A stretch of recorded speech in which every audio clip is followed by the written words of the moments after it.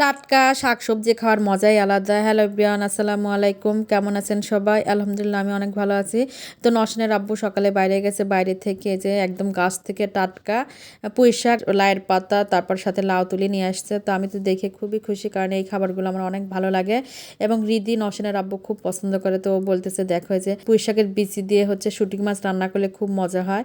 তো আমি বললাম আচ্ছা ঠিক আছে, আমি শুটকি মাছ দিয়ে রান্না করবো। তো আমি এইখানে কেটে কুটে বেছে নিচ্ছি, আর এমনি রান্না করার জন্য মাংস বের করছি। তো ভাবলাম যে মাংস এখন রান্না করবো না, আসলে এমন অবস্থা হয়েছে কিন্তু এখন জিনিসপত্রের দাম বাড়ায়, এক তরকারি রান্না করলে অন্য তরকারি রান্না করতেও ইচ্ছা করে না, মনে হয় যে অন্য একদিন চলবে, এই অবস্থায় কিন্তু এখন হয়েছে। তো আমি এই যে শাকগুলো কেটে ধুয়ে নিচ্ছি, আর সাথে মুরগির মাংস যে ছিল সেটা উঠায় রাখবো।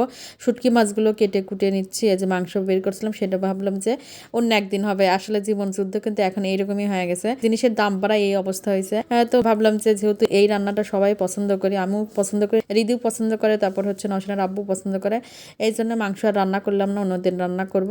আর এখানে দেখেন আমি যেভাবে রান্না করি আপনাদের সঙ্গে মিলে যায় না কি, আমার রান্না কারোর সাথে মিললে আমার অনেক ভালো লাগে। তো নসনের আব্বু নামাজ পড়তে যাচ্ছে, বলতেছে তুমি রান্না করো, গরম গরম ভাতের সঙ্গে এই শুটকি মাছ দিয়ে খাবো শাক দিয়ে। তো নামাজ পড়তে চলে গেল, আর আমি রান্না একে একে সব মশলাটা দিয়ে দিচ্ছি। আমি এইখানে হচ্ছে রসুন বাটা, পেঁয়াজ বাটা, তারপরে যে রাঁধুনি, মিষ্টি সস। আমার মনে হয় শুটকি মাছ রান্না করার সময় রাঁধুনি একটু পরিমাণে বেশি আর রসুন দিতে হয় একটু বেশি। আর যেহেতু শাক, মশলার পরিমাণ হালকাই থাকবে, আর কাঁচামরিচটা একটু বেশি দিচ্ছি, শুকনো মরিচ অল্প একটু দেবো। একে একে সব মশলাই দিচ্ছি, দিয়ে কষায় নিয়ে শুটকি দিয়ে একটু কষায় নিয়ে এখন যে পুঁই শাকগুলো দিয়ে দিলাম। আর পুঁই শাকগুলো কিন্তু খুবই টাটকা ছিল। তো শাক উঠায় দিয়ে আমি ভাত উঠায় দিচ্ছি, ভাত রান্না করবো। আর ভাত রান্না করতে নিলে আমার কিন্তু থাকতে হয়, যেহেতু আমার রাইস কুকারটা একটু সমস্যা হয়েছে। তো এই যে ভাত উঠে দিয়ে গ্যাটেজ দিয়ে দিচ্ছি, গ্যাটেজ দিতে হয়। মাঝে মাঝে আমি হাসি, নসনের আব্বুকে বলি তুমি এই জিনিসটা সেরে দাও না, খুব সমস্যা হয়ে যায়, তারপরেও ওইভাবেই চলতেছে।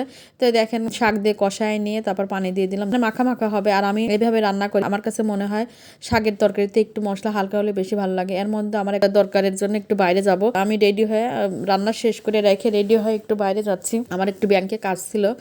তো এখানে ঠিকঠাক করে রেখে যাচ্ছি, ভাতের গ্যাটিস খুলে দিচ্ছি, কারণ ভাত যতক্ষণ আমি থাকি বাসায় ততক্ষণ ওইভাবে রান্না করতে হয়, না হলে ভাত পুড়ে যায়। তো টেবিল গুছায় ঠিকঠাক করে দিয়ে বললাম যে চলো যা ঘুরে আসি। তো আমরা যে বাইরের কাজ সেরে যে বাসায় চলে আসলাম, এখন আমরা খাওয়া দাওয়া করবো। আসলে বেশি সময়ের জন্য গেছিলাম না, অল্প একটু সময়ের কাজে গেছিলাম। তো এই যে দেখেন টেবিলে ডাউল রান্না ছিল ফ্রিজে, সেটা বের করছে। আর খাবারটা সবাই পছন্দ করে দেখে বাড়তি রান্না করি নাই, শুধু শুটকি মাছ দিয়ে আজকে খাওয়া দাওয়ার, মাছ ছিল অল্প একটু। আসলে এই রান্নাটা আমরা সবাই খুব পছন্দ করি, এই জন্য বাড়তি রান্না করি নাই। তো খেতে দিলাম, দেখি নসনের আব্বু খেয়ে কি বলে। তো ও খেয়ে বলতেছে অনেক মজা হয়েছে, আমার কাছে অনেক ভালো লাগছে। আর কে কে এই খাবারটা খেতে পছন্দ করেন অবশ্যই কমেন্ট করে জানাবেন। তো আজকে এই পর্যন্ত, সবাই ভালো থাকবেন, আল্লাহ হাফেজ, আসসালামু আলাইকুম।